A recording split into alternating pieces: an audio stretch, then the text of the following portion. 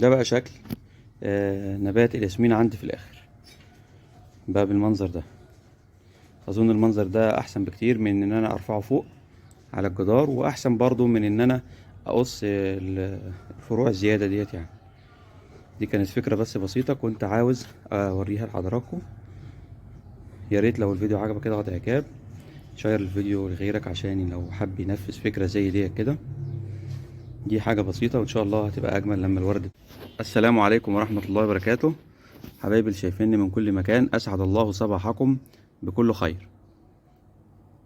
عندي نبات ياسمين زي ما حضراتكم شايفين كده. النبات ده بقاله عندي فترة، هو مش بقاله عندي فترة كبيرة، بس هو ما شاء الله عندي كويس يعني. فالمفروض ان انا كنت بفكر ان انا اعمله عملية تقليم، فطبعا عملية التقليم ديت هقصره شوية وهشيل منه بعض الفروع وكده. بس في فكرة افضل حبيت ان انا كنت هعملها وحبيت ان انا اشاركها معاكم.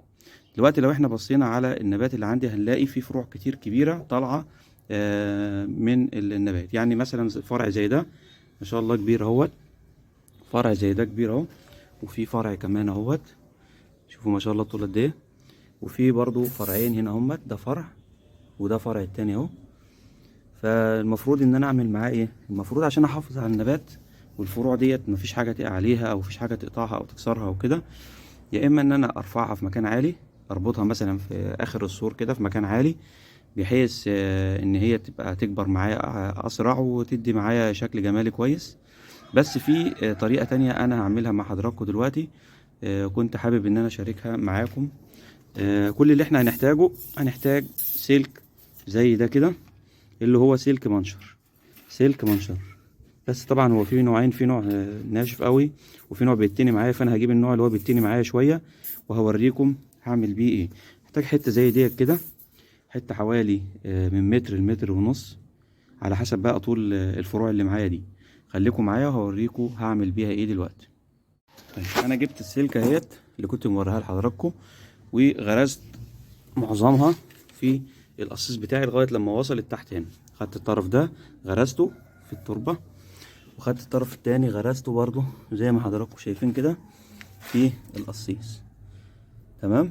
طيب انا بقى هزين الايه، هزين السلك بتاعي ده بالفروع بتاعتي، بدل ما الفروع ان انا اقطعها او ان انا ارفعها كده، لا هعمل منها شكل جمالي كويس وهوري لحضراتكم برضه. ده اول فرع خدته، عملته زي ما حضراتكم شايفين كده. خدت الفرع ولفيته حوالين السلك بالمنظر ده كده. هجيب برضو الفرع التاني وهوريكم النتيجة. دي النتيجة بعد ما عملت الفرع التاني. هكمل برضو بقية الفروع كلها على كده. ده دلوقتي حضراتكم بعد ما خلصت التزيين، كل الفروع دلوقتي ماشية على السلك ده، بقت بالمنظر ده، بقت بالمنظر ما شاء الله، منظر جميل احسن من ان انا اسيب الفروع يعني مدلدله او مرميه على الارض او هنا او هنا، واحسن من ان انا ارفعها فوق.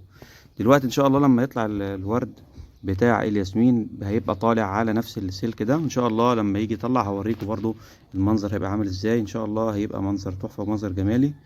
دي فكره صغيره كده كنت بعملها وقلت ان انا اشاركها مع حضراتكم.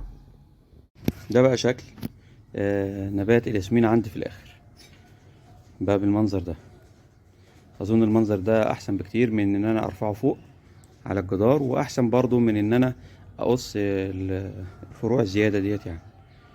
دي كانت فكرة بس بسيطة كنت عاوز اوريها لحضراتكم.